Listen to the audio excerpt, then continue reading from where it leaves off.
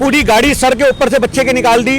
उसके बाद उसकी माँ ने बच्चे को जब खींचा तो उसे बच्चे के दोनों पैर भी पीछे वाले उसके नीचे आ गए, तो ऑन दी स्पॉट ही बच्चा डेड हो गया। और एक बच्ची जो 2.5 साल की मर गई, उसके लिए भी प्रशासन साथ नहीं दे रहा। मेरी लड़की की कार्रवाई होनी चाहिए है कि लड़की ही वापसी में मर जाऊंगी। मेरी 6 बजे वहाँ बच्चे को गाड़ी चढ़ा कर वहाँ ही मार दिया। उसकी पूरा खूना खून हो रहा था, तो जाके देखी तो बच्चे मरा पड़ा हुआ था।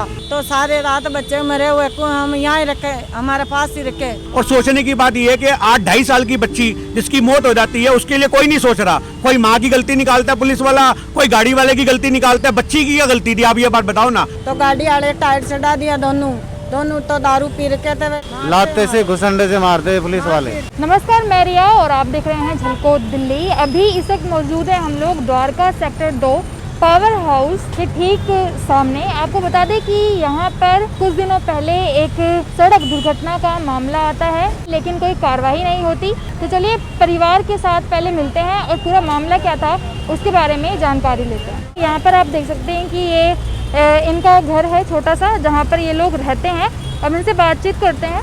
क्या हुआ था उस दौरान, तो ये बताइए पूरी दुर्घटना क्या थी। मंदिर के राशन लेने की थी जी, वहाँ बैठ के थोड़ा दम ले लिया था, थकी थी। बच्चे को भी नींद आ गए थे, जो मेरे हाथ से हाथ उग गए, बच्चे को नीचे थोड़ा सा नीचे लौटा दिया। मेरे को क्या पता जो शराब पी के भी आएगा, जो ऊपर से गाड़ी चढ़ा देगा मेरे बच्चे को। कपड़ा खूना खून हो गया। मेरा यहाँ पे लगी थी, मेरे भी चोट लगी थी। कितने बजे की बात है ये 6 बजे की बात है। 6 बजे वहाँ बच्चे को गाड़ी चढ़ा कर वहाँ ही मार दिया। उसकी पूरा खूना खून हो रहा था, तो जाके देखी तो बच्चे मरा पड़ा हुआ था। तो अस्पताल के अंदर भी लेकर गया था, तो मैडम ने बोला बाहर निकलो यहाँ से, मर गया बच्चा मर गया, निकलो यहाँ से। तो इसको वहाँ पे बिपर कर दिया, चलो वहाँ से।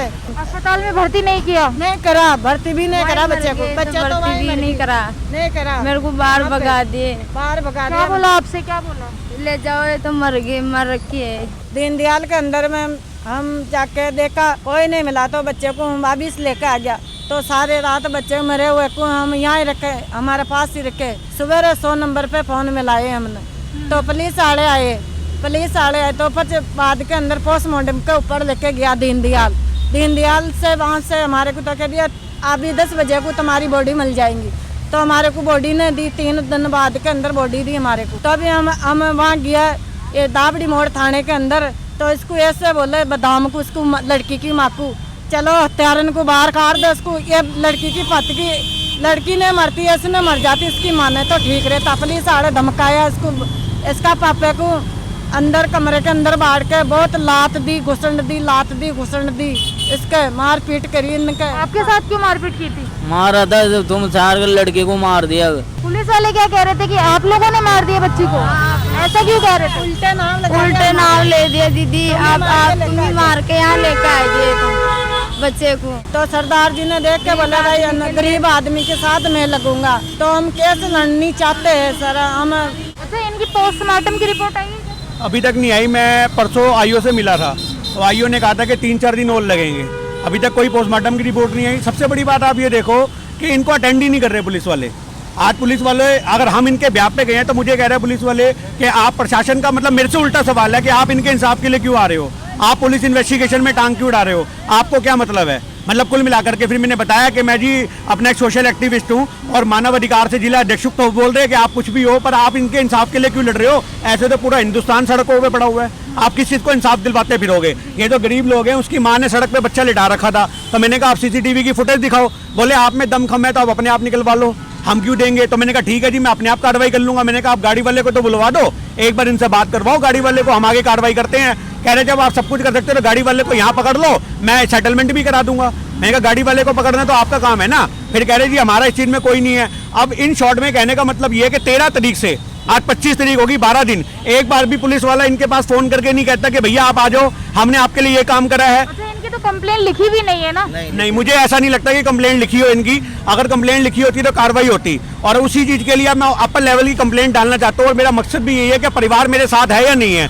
आप मेरा साथ दोगे या नहीं दोगे? हाँ देंगे सर। और सोचने की बात यह है कि 8-2.5 साल की बच्ची जिसकी मौत हो जाती है उसके लिए कोई नहीं सोच रहा। कोई माँ की गलती निकालता है पुलिस वाला, कोई गाड़ी वाले की गलती निकालता है। बच्ची की क्या गलती थी, आप ये बात बताओ ना। ये 2.5 साल की बच्ची ने अपनी जान गंवा दी। ठीक है, गरीब लोग हैं, हादसे सड़कों पे हो जाते हैं, क्या उस हादसों की सुनवाई नहीं होनी चाहिए? क्या प्रशासन इतनी लापरवाही करेगा? आज मतलब एक गरीब आदमी की अगर सड़क पे बच्ची मर जाएगी तो उसके लिए कोई सामने खड़ा नहीं होगा। अच्छा, आपको कब पता चला था इसके बारे में? ये मैं 13 तारीख को यहाँ से जा रहा था, अपने जो कोरोना की तीसरी लहर का अभियान है जिसमें रेडी वाले, पटरी वाले, रोड पे रहने वाले लोगों को हम सैनिटाइजर वगैरह दे करके अवेयर कर रहे हैं, तो हम वहाँ से अपना निकल रहे थे उस मुहिम के तहत। तब मैंने यहाँ 13 तारीख को मंजर देखा, इनके छोटे छोटे बच्चे सड़कों पे लेट लेट के रो रहे हैं, ट्रैफिक पूरा जाम है, माँ पूरी खून से सनी पड़ी है, पेटीकोट उसकी पूरा ब्लाउज सब खूनम खून था। तो फिर मैंने इनको पूछा क्या हुआ, ये उनके पिता थे उस समय। फिर मैंने उनसे पूछा कि क्या हुआ, तो इन्होंने बोला कि जी हमारी बच्ची का एक्सीडेंट हो गया। फिर मैंने फटाफट 3 व्हीलर रुकवाया, 3 व्हीलर रुकवा करके इन सबको बिठा करके मणिपाल अस्पताल पहुंचाया कि आप लोग पहले मणिपाल अस्पताल जाओ और वहां पे अपना जो इलाज वगैरह बच्ची का दिखवाओ। पर वहां से भी इनको एक नाराजगी ही वापस हाथ आई। उसके बाद 2 दिन बाद मैं दोबारा आया क्योंकि मेरे को अंदर से इंट्यूशन था कि बच्चा बचा नहीं होगा, और इतनी हिम्मत नहीं थी कि मैं सेम डे जाके इनके दर्द को खरीदूं। तो 2 दिन बाद मैं इनके पास आया हूं और मैंने इनसे पूछा कि आपकी क्या कार्रवाई हुई है, तो उन्होंने बोला जी हमारी कोई कार्रवाई नहीं हुई, हमें प्रशासन द्वारा पीटा गया है, ये सब चीजें हुई हैं। उसके बाद मैं थाने गया, डाबड़ी थाने जाने के बाद मैंने वहां से आईओ का नंबर लिया पुलिस प्रशासन से कि मुझे आईओ का नंबर दो, मैं उनसे बात करना चाहता हूँ। फिर मैंने आईओ को फोन मिलाया, फिर आईओ की कॉल बैक आई, फिर उसने मुझसे बात करी, फिर मैंने सारा वाक्य बताया कि मैं इनके लिए हक के लिए आवाज उठाना चाहता हूँ।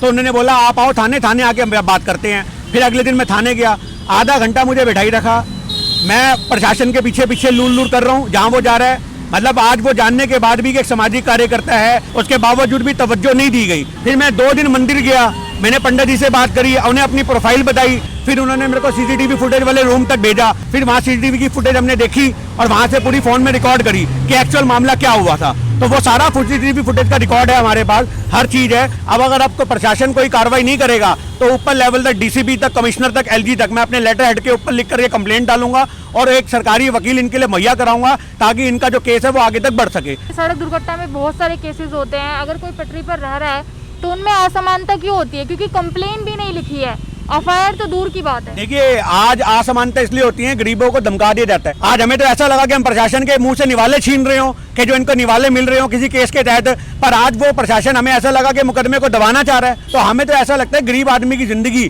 कोई नहीं है। आज हमारे देश के अंदर आज लोग छुआछूत की बात करते हैं, असमानतों की बात करते हैं, गरीबी अमीरी की बात करते हैं, आज हमारे देश में जात पात की बात करते हैं, पर गरीबों की एक ही जिंदगी है, वो है मौत। अगर कई सड़कों पे मौत हो जाए तो उनकी कोई सुनवाई नहीं होती है। आज सबसे बड़ी बात यह है, और उनकी सुनवाई के लिए हम खड़े हैं तो हमें डराया जा रहा है, हमें धमकाया जा रहा है। आज एक बच्ची जो 2.5 साल की मर गई उसके लिए भी प्रशासन साथ नहीं दे रहा। अब तक तो 12 दिन के अंदर चार्जशीट पूरी जमा हो जानी चाहिए थी, उस गाड़ी वाले को निकाल लेना चाहिए था। इनके पास तो इतने बढ़िया बढ़िया इंस्ट्रूमेंट होते हैं। और आपको यह भी बता दूं, उस रोड पे 4 जगह सीसीटीवी लगा हुआ है। आज मंदिर में जो सीसीटीवी लगा हुआ है वहां पत्ता आ गया, पत्ते की वजह से पीछे नंबर नोट नहीं हो पाया, पर जब गाड़ी आ रही थी तो फ्रंट में नंबर आया है। अगर पुलिस वालों के पास इतने बड़े बड़े इंस्ट्रूमेंट होते हैं, अगर ये उसमें डाल के जूम करेंगे पिक्सल भी नहीं फटते, नंबर क्यों नहीं निकलता? और दूसरी बात, अगर पुलिस की नियत में कार्रवाई होती तो उस चौक से लेकर के मंदिर तक 10 सीसीटीवी लगे हैं। आप ये बात बताइए, वो तो पीछे गाड़ी का भी निकाल सकते थे कि भैया गाड़ी इस टाइम पे जो आई है, जितनी गाड़ी आई हैं वो गाड़ियों की वर्टिका गाड़ी है, वो 8 सीटर जो वर्टिका गाड़ी होती है, उससे पहिए से एक्सीडेंट हुआ बच्चे का। अब वो वर्टिका गाड़ी उस रोड पे कितनी निकली है 6:30 बजे, क्या पता नहीं लगता। मैम आप बताइए कि आप लोग क्या चाहते हैं, कार्रवाई किस तरीके की होनी चाहिए आगे? मेरे बच्चे की कार्रवाई होनी चाहिए दीदी। बहुत दुखी हूँ, बहुत गरीब हूँ, मेरे पास कुछ नहीं है। ममता नाम था मेरी बच्ची का नाम, 2.5 साल उम्र थी। अच्छा सर ये बताइए, आपने सब कुछ देखा, आपको मामला पता है, ये बताइए वो जगह कैसी है, मतलब कंजस्टेड है या जगह ऐसी है कि उस रोड पे कुछ गाड़ियां खड़ी रहती हैं जो अपनी साइडों में लोग पार्किंग लगाते हैं, कुछ रेडी वाले खड़े रहते हैं, और वो गाड़ी वाला भी कोई ये नहीं कहेंगे रैश ड्राइविंग कर रहा था, ये निगलेंस का केस बनता है कि उसने नजरअंदाजगी करी है। ऐसा नहीं है कि गाड़ी भगाता हुआ चला गया। पूरी रोड पे सब्जी वाले होते हैं, पूरी रोड पे ट्रैफिक के जो आने जाने वाले लोग होते हैं, वहां पे 15-20 की स्पीड से ऊपर तो बाइक नहीं चलती। अब जब गाड़ी वाला इतनी लेके जा रहा है और गाड़ी की स्पीड भी 10-15 होगी, तो क्या गाड़ी वाला ब्रेक नहीं लगा सकता था? उसका ध्यान सिर्फ राइट साइड में था, लेफ्ट साइड में उसने देखा ही नहीं। पुलिस वाले के पास आप लोग गए हैं तो उन्होंने क्या कहा? आपकी एफआईआर या कंप्लेन कुछ ली है? करा हमारे को तो पुलिस वाले मार पीट जाते वहाँ मारते, लाते से घुसंडे से मारते पुलिस वाले, अरे ऐसे मारते तो कहाँ भी बाहर निकल जाए थाने के अंदर। थाने के अंदर गए थे सर हमने, भाभी तो पुलिस वाले ने, वे गाड़ी वाले आदमी आया, बच्ची जहाँ एक्सीडेंट करे ने बच्ची की हमारी साथ के अंदर, तो वह आदमी भी गाड़ी वाले ड्राइवर भी वहाँ आ गया।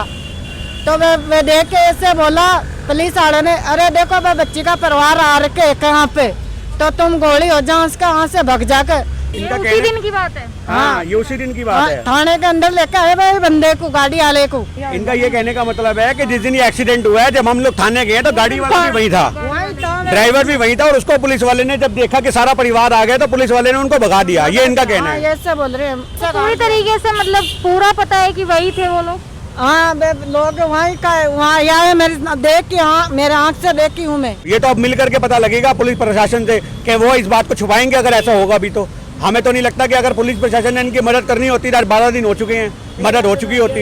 इस पूरे मामले को देखकर सवाल ये बनता है कि क्या फुटपाथ पर रहने वाले लोग इंसान नहीं हैं? इन लोगों के लिए कोई प्रशासन नहीं है, कोई कानून नहीं है या कोई कार्रवाई नहीं है? क्योंकि जहां पर एक मां ने सड़क दुर्घटना में अपनी 2.5 साल की बच्ची को खो दिया, उस परिवार के साथ रवैया आप देख सकते हैं कि किस तरीके का किया जा रहा है। जहाँ पर इनके परिवार वालों का कहना है कि ये थाने में जाते हैं तो थाने से भी धमकाकर बाहर कर दिया जाता है। तो ऐसे में वो माँ कहाँ पर जाए और कहाँ पर जाकर अपने परिवार के लिए इंसाफ की गुहार लगाए। तो यहाँ पर कुछ लोग हैं जो इनकी मदद करने के लिए तत्पर हैं, तो उम्मीद है कि वो ऐसे ही करते रहेंगे। लेकिन साथ में आपकी क्या राय रहेगी इसे लेकर वो आप कमेंट बता सकते हैं। और अगर आप चाहें तो इस खबर को ज़्यादा से ज़्यादा शेयर कर इस परिवार का जो दुख है, जो बच्चा इन्होंने खोया है, उसका इंसाफ भी दिला सकते हैं। साथ ही मेरे साथ बने रहने के लिए आपका बेहद शुक्रिया। मैं रिया, कैमरा पर्सन राजा के साथ, झलको दिल्ली।